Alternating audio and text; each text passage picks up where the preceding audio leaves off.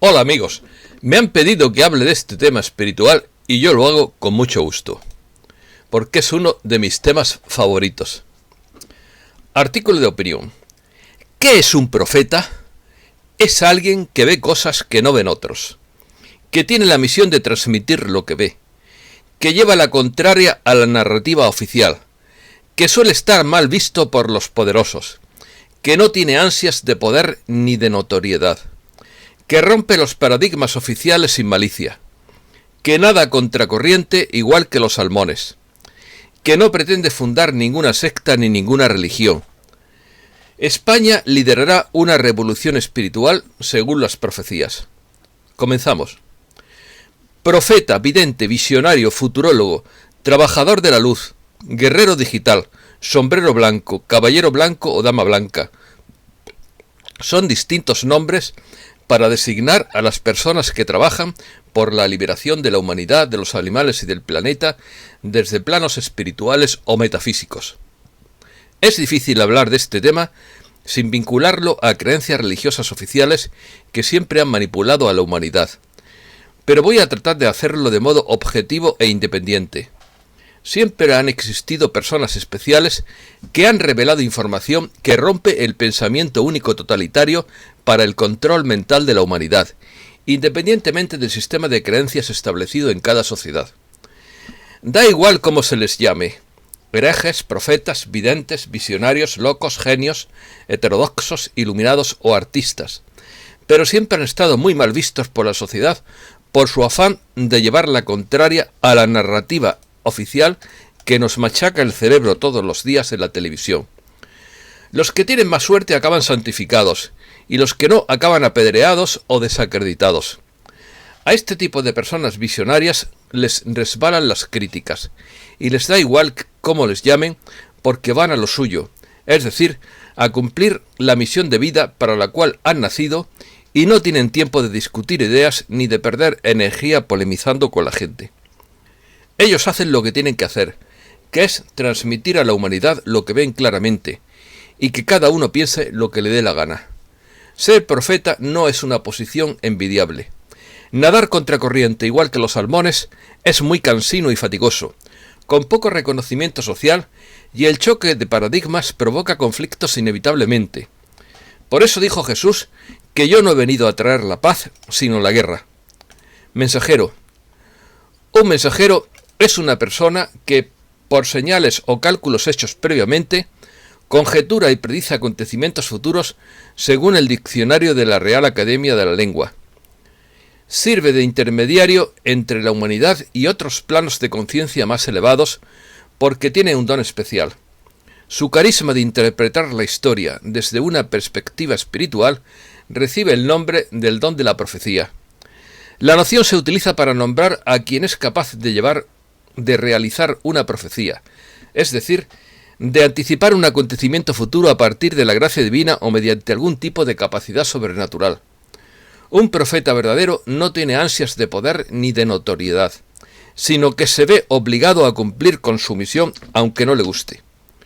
Un profeta no pretende fundar ninguna secta ni ninguna religión, sino que únicamente transmite lo que ve y que cada uno piense lo que le dé la gana. Esto lo han hecho muchos artistas, escritores y visionarios a lo largo de la historia de la humanidad, independientemente de la religión oficial que existiera en ese momento. Y a muchos les costó la vida hacer su trabajo. Por eso no solo existe un solo tipo de profeta, sino múltiples tipos con dones diferentes, porque cada uno tiene su propio don. La palabra profeta deriva del griego profetes, cuyo significado es mensajero o portavoz. En otros pueblos antiguos también hubo profetas. En Grecia el término se aplicaba a hombres y mujeres, es decir, profetas y profetisas, que en estado de éxtasis lograban conocer los designios del dios Zeus. El uso de la palabra profeta con sentido estrictamente monoteísta se remonta a la cultura de los hebreos a través de la palabra nabí, término que gradualmente fue introducido y empleado por los cultos judíos, cristiano y musulmán.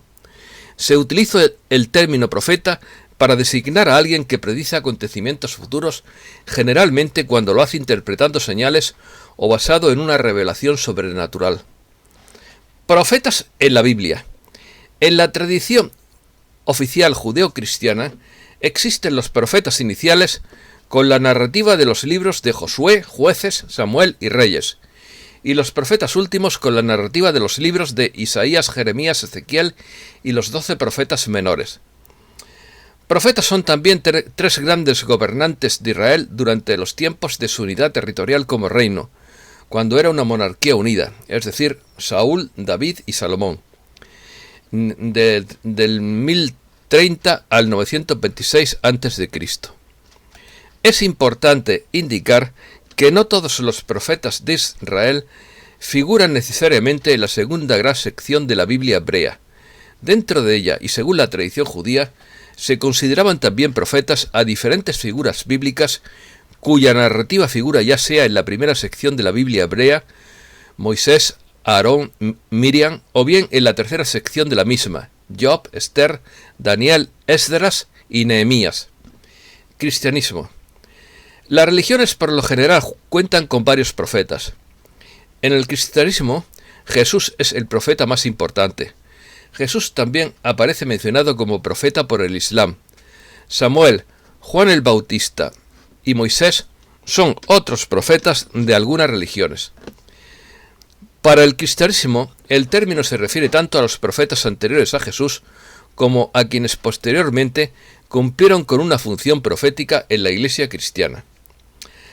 A través de la Vulgata, la palabra profeta pasó al latín como profeta, y de ahí las lenguas románicas y germánicas. Dentro del cristianismo, Juan el Bautista es considerado el último profeta que precede a Jesús de Nazaret, quien además de sus otros títulos, Mesías, Salvador, Rey de Reyes, Hijo de Dios, etc., es a su vez considerado el mayor profeta. El Islam reconoce como su fundador al profeta Mahoma, quien a sus 40 años en el año 610 tuvo la revelación que le fuera confiada por el arcángel Miguel, según su tradición. Otras tradiciones. Del mismo modo que no existe un solo tipo de profeta, también existen muchas tradiciones espirituales de la humanidad diferentes que tienen diversos conceptos de lo que puede ser este tipo de personas. En la tradición hindú, un avatar es una encarnación terrestre de alguna deidad, especialmente en el caso de Vishnu. Pero el concepto sánscrito de avatar no tiene nada que ver absolutamente con la película Avatar. Es el equivalente en la mitología comparada de los semidioses griegos y romanos. Pero no comparemos a las deidades o semidioses con el creador único de este universo, al que se le llama, entre otros muchos nombres, la fuente original de la creación universal con la que todos estamos conectados porque formamos parte de ella. La palabra también se utiliza para referirse a encarnaciones de deidades o a maestros muy influyentes de otras religiones aparte del hinduismo, especialmente a los adherentes a tradiciones dármicas cuando tratan de explicar a personajes como Cristo. Según lo descrito en los textos hindúes Puranas, un incontable número de avatares descendieron en nuestro universo. Estos avatares fueron agrupados en diferentes tipos de acuerdo con la personalidad y el rol específico descrito en las escrituras. No todos son reconocidos como encarnaciones completas o directas de una deidad, ya que algunos avatares se cree que son almas bendecidas o apoderadas por ciertas virtudes de origen divino, aunque son almas individuales o gemelas. El profeta. El profeta es un libro del escritor Gibran Jalil Gibran, publicado en el año 1923, un escritor del que yo tengo sus obras completas desde hace años. Libanés, claro. 8 años antes de su muerte, un profeta abandona el pueblo donde ha vivido y antes de irse, la gente le pide que hable de ciertos temas, cada uno de los cuales forma un capítulo del libro.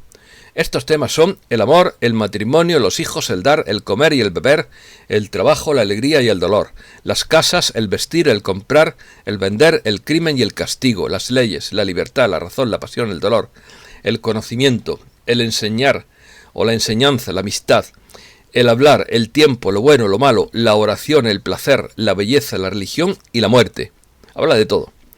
Por ejemplo, respecto a la alegría y al dolor, dice lo siguiente: cuando estéis triste, veréis que estáis llorando en verdad, por lo que fue vuestro deleite.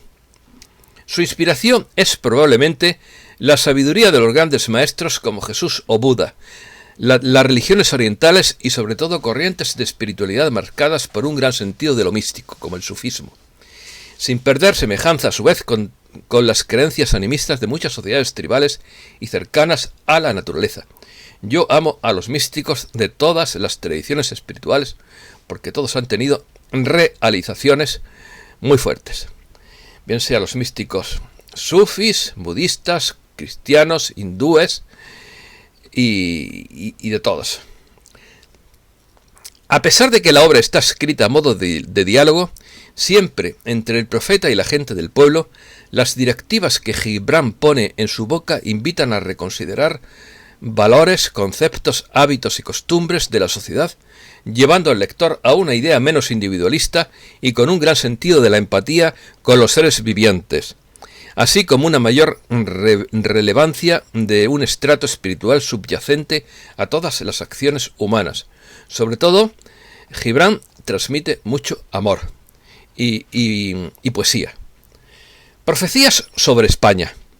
España es el país que va a liderar la revolución espiritual del planeta porque está plagada de vórtices energéticos para conectarnos con el espíritu de la Madre Tierra, según asegura Ana Isabel de la Fuente. También España fue cuna de las más elevadas tradiciones místicas de la humanidad.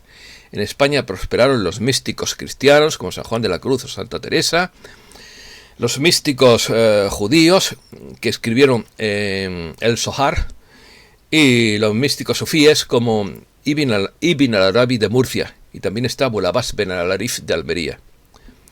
Por su parte, el doctor Gobelas, en su obra Garbaldal Hora X, transcribe las revelaciones de una alma santa que dice: sí que vendrá un nuevo rey a gobernar, es príncipe de estirpe lejana y ya olvidada.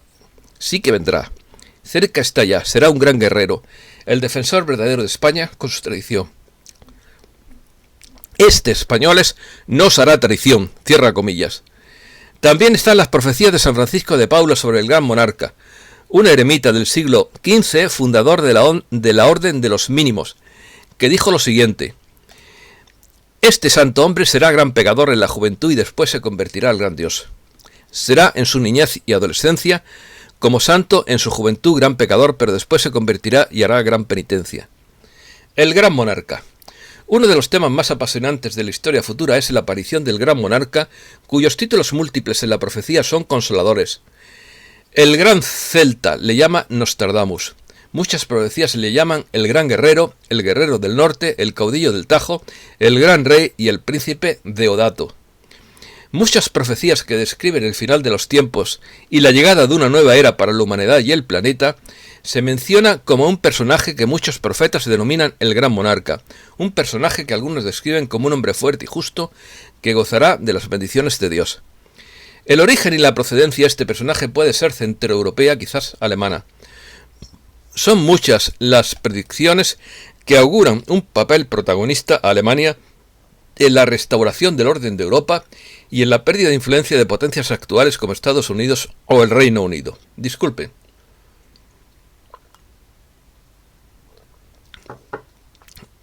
Hay que decir que Alemania siempre ha estado fuertemente vinculada, la historia de Alemania siempre ha estado fuertemente vinculada con la historia de España. Alemania es el único país con el que España nunca ha tenido una guerra, y siempre ha habido una gran afinidad entre nuestros dos países, afortunadamente. Yo siempre me he llevado bien con los alemanes, eso lo puedo decir. El único problema que tienen los alemanes es que su idioma es difícil, cuesta trabajo aprenderlo, es más difícil que el inglés. Visionarios de toda Europa profetizaron hace siglos sobre la aparición de un gran monarca en un tiempo futuro en España, y con él comenzaría la destrucción del sistema y su transformación por un mundo mejor. La exposición más pormenorizada de la profecía sobre el advenimiento de un caudillo en España se debe a Buch de Milas, un ermitaño francés de la aldea de Milas, de Cominges, Pirineos franceses, fallecido en 1846, con casi 100 años de edad. Buck predijo la aparición de ese caudillo, el caudillo del Tajo, con unas palabras categóricas, entre comillas: Iberia, Iberia, veo crecer tu poder, nada podrá detener la elevación de tu destino. 700 años de guerra formaron en ti el imperio más grande que se ha conocido. Combatida por la tempestad de los partidos y la ambición de los extranjeros, lucharás, te costará sangre, tesoros, edificios, pero llegará el día de la paz, recuperarás tu poder y tus anteriores pérdidas, tu esplendor se extenderá hasta las regiones más remotas. O, traducido en mis propias palabras, yo estoy seguro de que España volverá a ser grande otra vez, pero de una manera pacífica, no sin dominar a nadie, sino simplemente porque brillará. Alberto Canosa. Esta profecía podría coincidir con la del investigador hispano-alemán Alberto Canosa, descendiente de un rey italiano del mismo nombre, quien asegura ser el gran monarca de las profecías y estar destinado a sacar el arca de la alianza y a entrar en la mítica cueva de Hércules de Toledo como su descubridor, lo que provocaría una revolución espiritual en España y en todo el planeta. A su juicio, la cueva de Hércules sería el descubrimiento más sensacional en toda la historia de la humanidad y sería el principio del fin del mundo actual. Después del descubrimiento de la cueva de Hércules, la historia de la humanidad se contará un antes y un después de la cueva. Opina que la maldición de la cueva de Hércules en Toledo de invadir España y Europa por los árabes se está cumpliendo como en el pasado, por impedir esta vez, contrario al tiempo del rey Rodrigo en el año 711, por no hacer público cuando había llegado el tiempo prescrito del descubrimiento de la cueva de Hércules. Alberto Canosa es un investigador español ubicado en Alemania, en Westfalia del Norte. Tal vez uno de los investigadores del misterio más importantes de nuestra era. Escribe artículos desde su punto de vista a las bravas con unas ideas muy claras. Está vetado en muchos medios de comunicación por su gran sinceridad y manera de ver las cosas en España, aunque en Estados Unidos sí que ha tenido más contacto haciendo entrevistas para la televisión y la radio. A pesar de estar vetado por muchos medios de comunicación, tanto televisión como prensa en España, ha participado en programas de radio en Estados Unidos, en Univisión, Florida, Miami y Los Deshelados en Los Ángeles y California con Víctor Camacho. Alberto Canosa está decidido a que se escuchen las verdades ocultas que ha expuesto en algunos de sus libros, donde aclara la verdad sobre temas que los medios de comunicación preferirían que no se supiera. Desde su página web podemos ver los últimos libros que ha sacado para hacer conocer a todo el mundo lo que desee, para cualquier persona que lo desee, su opinión más sincera. Y esta es toda la información que quería transmitirles. Muchísimas gracias.